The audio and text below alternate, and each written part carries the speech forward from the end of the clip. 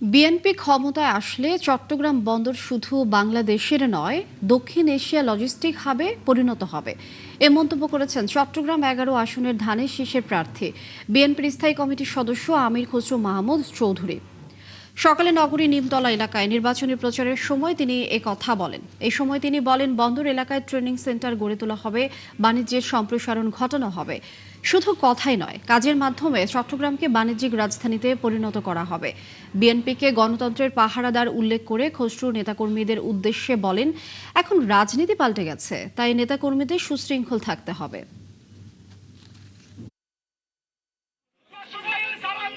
এই চট্টগ্রামকে আমরা logistic hub করবো ইনশাল্লাহ।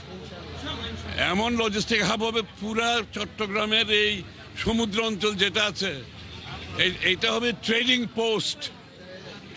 পোস্ট বাংলাদেশের জন্য না, পুরা দক্ষিণ এশিয়ার এই সমস্ত উত্তর পূর্ব এশিয়া আশেপাশের দেশ যেগুলো আছে সবগুলোর সাথে আমাদের এখান থেকে ব্যবসা হবে ইনশাল্লাহ।